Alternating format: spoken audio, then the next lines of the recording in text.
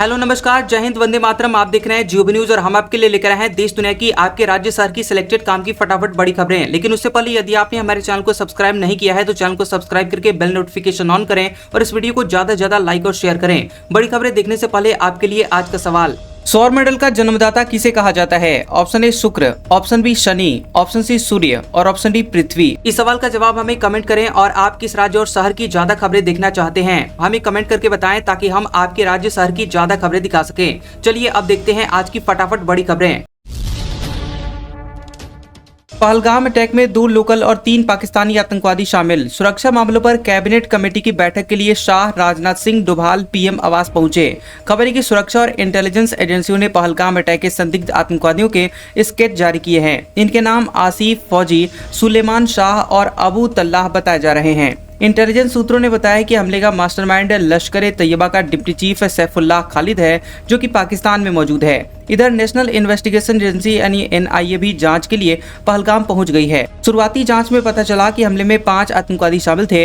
इनमें से 2 लोकल और 3 पाकिस्तानी आतंकवादी थे। पुलिस ने पूछताछ के लिए सैकड़ों लोगों को हिरासत में ले लिया है और हमले की जिम्मेदारी लश्कर तैयबा के proxy wing the resistant front यानी TRF ने ली है। इस बीच पाकिस्तान के डिफेंस मिनिस्टर ख्वाजा आसिफ ने कहा कि इस हमले में हमारा कोई हाथ नहीं है।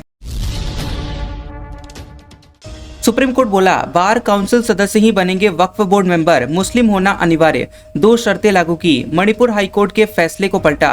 खबर है कि सुप्रीम कोर्ट ने राज्य वक्फ बोर्ड में नियुक्ति को लेकर अहम फैसला सुनाया है।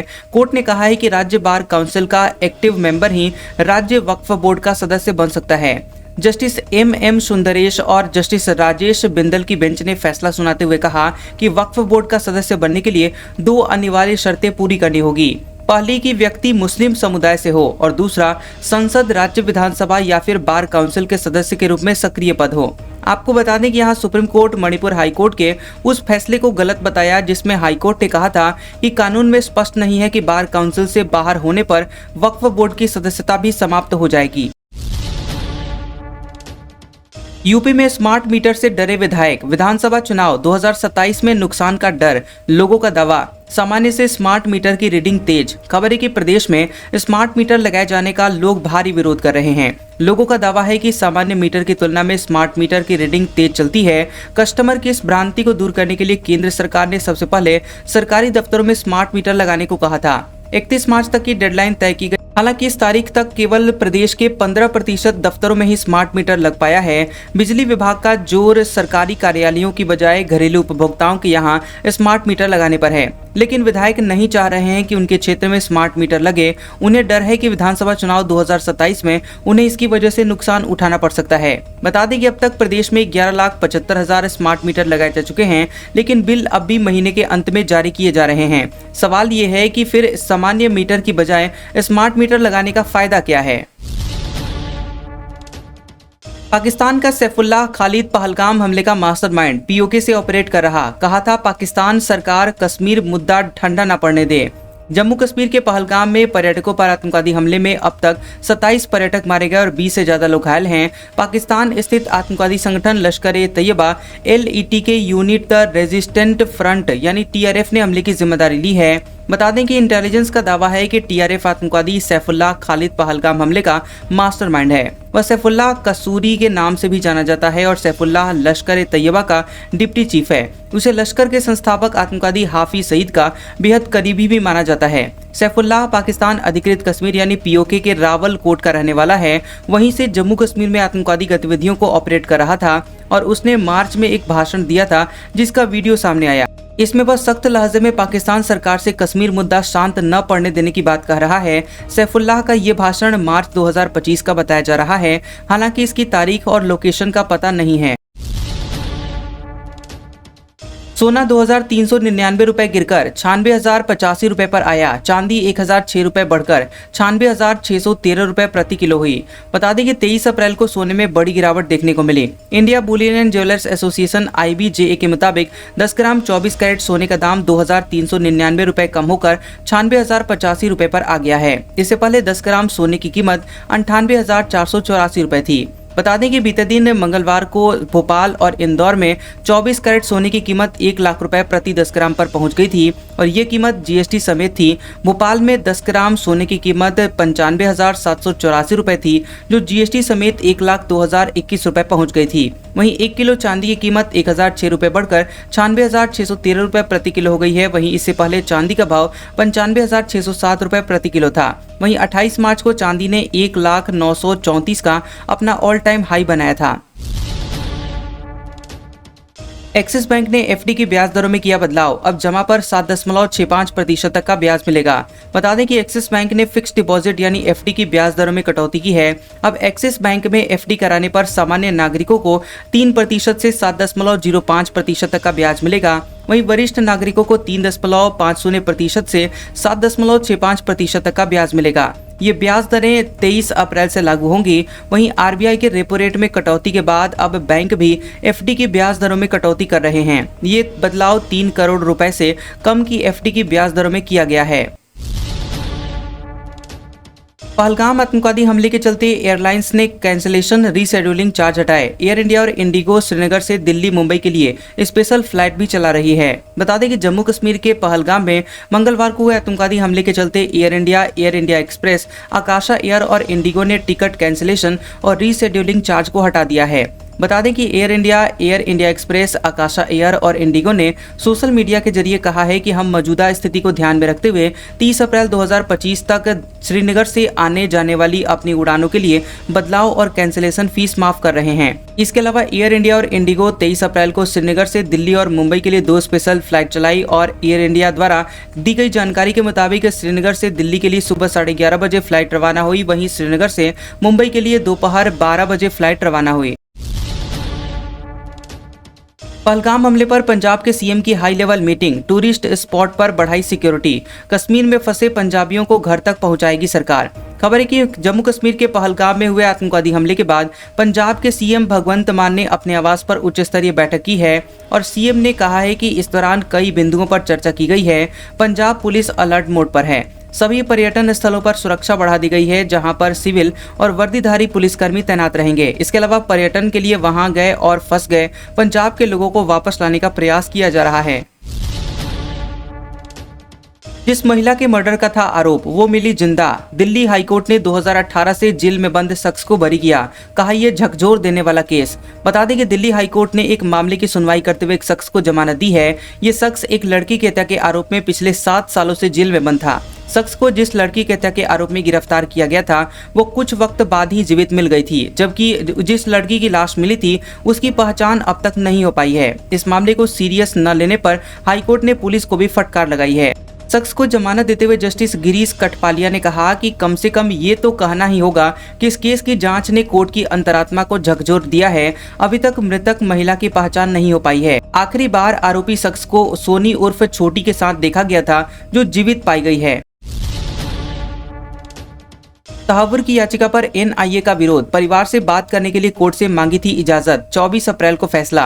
खबर है कि मुंबई आतंकवादी हमले का मास्टरमाइंड तहव्वुर राणा ने 22 अप्रैल मंगलवार को परिवार से बातचीत करने के लिए एनआईए की स्पेशल कोर्ट में याचिका दाखिल की। इस याचिका पर सुनवाई हुई। इस दौरान जांच एजेंसी एनआईए ने याचिका का विरोध किया है। एनआईए ने कोर्ट में कहा कि अगर राणा को परिवार से बात करने की इजाजत दी गई तो वह कोई अहम जानकारी शेयर कर सकता है। इससे जांच प्रभावित हो सकती है और कोर्ट ने इस मामले में अब फैसला 24 अप्रैल के लिए सुरक्षित रखा है।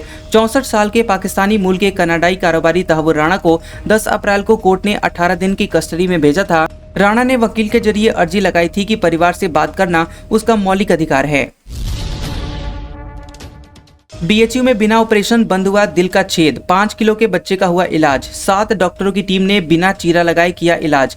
खबर है कि आईएमएस बीएचयू में डॉक्टरों की टीम ने 6.5 महीने के बच्चे के दिल के छेद को बिना किसी चीरा लगाए बंद कर दिया। बच्चे का वजन 5 किलोग्राम होने के चलते सर्जरी चुनौतीपूर्ण रही। 7 डॉक्टरों की टीम ने ट्रांस कैथेटर विधि से पीडीए डिवाइस क्लोजर यानी दिल का छेद बंद किया। इस उम्र के बच्चे की सर्जरी का ये पहला मामला है। बता दें कि पिछले सप्ताह हुई इस सर्जरी के बाद बच्चे को डिस्चार्ज किया गया। अब वो पूरी तरह से स्वस्थ है। बीपीएससी 17वीं मुख्य परीक्षा रद्द करने की याचिका हुई खारिज। सुप्रीम कोर्ट ने कहा एक सेंटर से संबंधित है आरोप, वहां दोबारा परीक्षा करवाई जा चुकी है। सुप्रीम कोर्ट ने बिहार लोक सेवा आयोग की 17वीं संयुक्त प्रतियोगी परीक्षा मुख्य को रद्द करने की मांग वाली याचिका को खारिज कर दिया।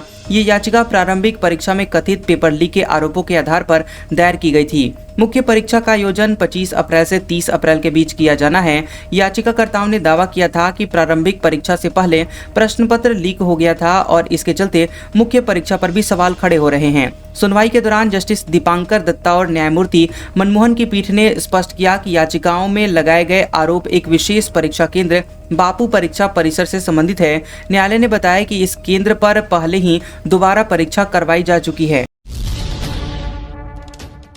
छत्तीसगढ़ में 240 ई बस की सुविधा जल्द, बिलासपुर बनेगा हब, स्मार्ट सफर को मिलेगी रफ्तार। एक्सपर्ट ने सुधा के अधिकारियों को दिए टिप्स। छत्तीसगढ़ के रायपुर, बिलासपुर समेत प्रमुख शहरों को जल्द ही इलेक्ट्रिक बसों की सुविधा मिलने वाली है। इससे अब शहर की सड़कों पर प्रदूषण रहित ई बसों का संचालन होगा। प्रधानमंत्री ई बस सेवा योजना के तहत रायपुर में 100 और बिलासपुर में 50 नई इलेक्ट्रिक बसें चलाई जाएंगी। इस योजना से न केवल शहरी परिवहन में सुधार होगा बल्कि प्रदूषण में भी भारी कमी आएगी। ई बस को लेकर रायपुर में एक्सपर्ट ने राज्य शहरी विकास अभिकरण, सुधा और नगरीय निकाय के अफसरों को टिप्स दिए हैं और इसमें बिलासपुर निगम के अफसर भी शामिल हुए। 118 किलोमीटर की पंचकोशी यात्रा में नई तकनीक का इस्तेमाल, पहली बार लगे कैमरे, भीड़ को संभालने के लिए मैसेजिंग सिस्टम। खबर है कि उज्जैन में वैशाख मास की दशमी के अमावस्या पर लगने वाली पंचक्रोशी यात्रा शुरू हो गई है और ये यात्रा 27 अप्रैल तक चलेगी। इस बार की पंचक्रोशी यात्रा के लिए जिला प्रशासन ने सिंहस्थ को ध्यान में रखते हुए प्लानिंग की है। क्राउड मैनेजमेंट के लिए पहली बार यात्रा रूट पर 5 जगह पर हेड काउंटिंग कैमरे लगाए गए हैं। पहली बार यात्रा में ऑटोमेटिक मैसेजिंग सिस्टम लगाया गया है। इसके जरिए एक ही जगह से सभी पड़ावों पर एक साथ मैसेज भेजे जा सकते हैं। कंट्रोल रूम से ही मैसेज का आदान प्रदान किया जा सकेगा। विदेश में जॉब के नाम पर साइबर गुलामी का जाल, एमपी साइबर पुलिस की एडवाइजरी। दक्षिण पूर्व एशिया में फंस रहे हैं भारतीय युवक।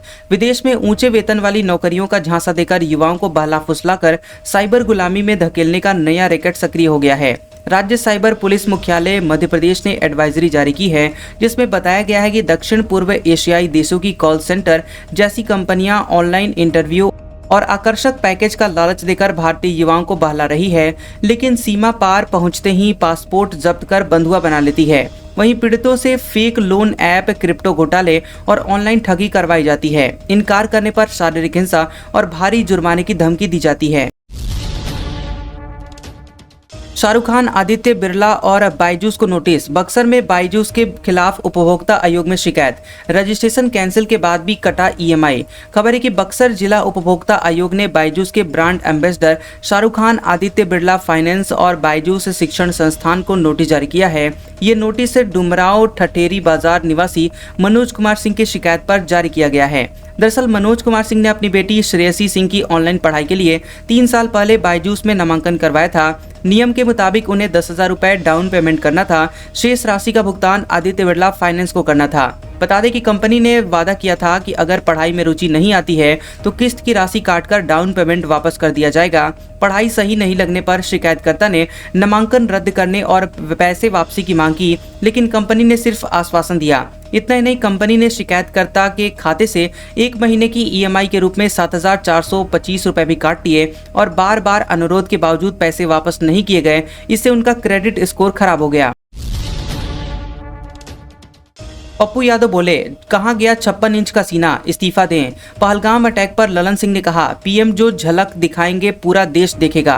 पहलगाम आतंकवादी हमले के सवाल पर केंद्रीय मंत्री ललन सिंह ने कहा कि पीएम जो झलक दिखाएंगे वो हम सब देखने को तैयार हैं। पूरा देश प्रधानमंत्री के साथ है। बिहार के राज्यपाल आरिफ मोहम्मद खान ने कहा कि यह जघन्य अपराध है, भारत के खिलाफ नहीं मानवता के खिलाफ अपराध है। आतंकवादी जाति और धर्म के नहीं बल्कि मानवता के अपराधी हैं। कुछ लोग भारत को खंडित और कमजोर करना चाहते हैं। इससे पहले पूर्णिया से निर्दलीय सांसद पप्पू यादव ने जम्मू कश्मीर के पहलगाम में हुए आतंकवादी हमले पर पीएम मोदी और गृह मंत्री अमित शाह पर जमकर निशाना साधा। उन्होंने कहा कि पिछले 12 सालों में 46 आतंकवादी हमले हुए, कहां गया पीएम मोदी के 56 इंच वाला सीना। प्रधानमंत्री मोदी का कानपुर दौरा रद्द। जम्मू में आतंकवादी हमले के कारण लिया गया फैसला। 24 को प्रस्तावित था मेट्रो का लोकार्पण। कानपुर में प्रस्तावित प्रधानमंत्री मोदी का दौरा रद्द कर दिया गया है। हालांकि तैयारियां अंतिम चरण में थी, लेकिन जम्मू कश्मीर में आतंकवादी हमले के बाद पीएम का दौरा रद्द कर दिया गया। इसकी आधिकारिक पुष्टि नहीं हुई है। वहीं विधानसभा अध्यक्ष सतीश महाना ने बताया कि आतंकवादी हमले के बाद प्रधानमंत्री काफी दुखी हैं। इससे पहले मेट्रो में सफर करने का कार्यक्रम कैंसिल किया गया था। मेट्रो ने भी ऑनलाइन लोकार्पण किए जाने को लेकर तैयारियां तेज कर दी हैं। कानपुर मेट्रो सेंट्रल स्टेशन पर ऑनलाइन लोकार्पण को लेकर तैयारियां की जा रही हैं। वहीं जनसभा स्थल से मोदी मंच से ही मेट्रो ट्रेन को हरी झंडी दिखाकर रवाना करेंगे। रामभद्राचार्य बोले 27 की जगह 2700 लाशें बिछाए जाएं। पूर्व आईएएस ने कहा, पहलगाम पर इतनी खामोशी क्यों? आतंकवादी हमले के बाद यूपी में अलर्ट। खबर है कि कश्मीर में हुए आतंकवादी हमले के बाद यूपी में हाई अलर्ट है। कानपुर में पीएम मोदी का कानपुर दौरा रद्द कर दिया गया और मोदी 24 अप्रैल को कानपुर में मेट्रो और पावर प्लांट के इनॉग्रेशन के लिए आने वाले थे। बता दें कि विधानसभा अध्यक्ष सतीश महाना ने पीएम मोदी का कार्यक्रम कैंसिल होने की पुष्टि की है। जगत गुरु रामभद्राचार्य महाराज ने कहा कि हमले का जवाब सर्जिकल स्ट्राइक से दिया जाना चाहिए। आतंकवादियों के घर में घुसकर उन्हें समाप्त करना चाहिए। जब तक पाकिस्तान की तरफ से 27 की जगह 2700 लाशें नहीं बिछाई जाएंगी, तब तक संतोष नहीं होगा।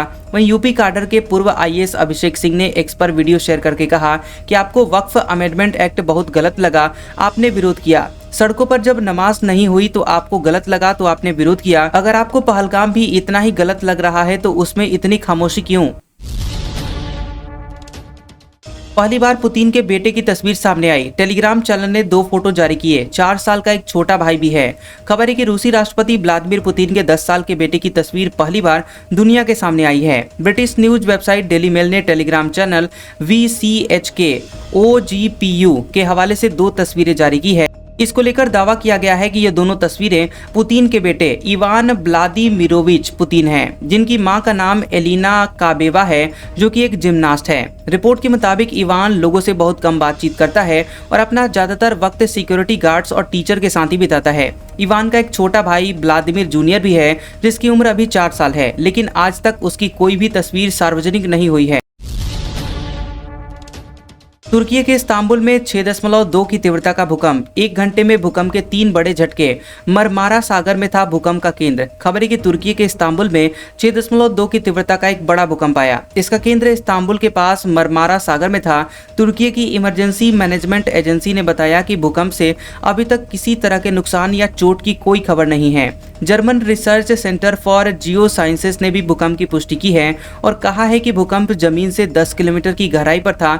भूकंप से शहर और आसपास के इलाकों में बड़े झटके महसूस किए गए। लोकल मीडिया की रिपोर्ट्स के मुताबिक भूकंप का सेंटर सिलीवरी के नजदीक था, जो कि तटीय क्षेत्र है और भूकंपीय एक्टिविटी के लिए जाना जाता है। आज का सुविचार, जीवन के आधे दुख तो गलत लोगों से उम्मीद कर रखने पर होते हैं। उम्मीद केवल खुद से करें। अंधेरे में तो अपनी परछाई भी साथ छोड़ देती है, तो ऐसे में पराये लोग क्या साथ देंगे। कैसा लगा ये वीडियो हमें कमेंट सेक्शन में जरूर बताएं। वीडियो पसंद आया हो तो वीडियो को लाइक और शेयर करें और ऐसी इंटरेस्टिंग वीडियोस देखने के लिए हमारे चैनल GOB न्यूज को सब्सक्राइब करें और बेल आइकॉन को दबाएं। और हमारे ओल्ड और लेटेस्ट वीडियोस देखने के लिए हमारे प्लेलिस्ट और कम्युनिटी टैब को जरूर चेक करें। तो मिलते हैं अगले वीडियो में, तब तक के लिए आपका शुक्रिया।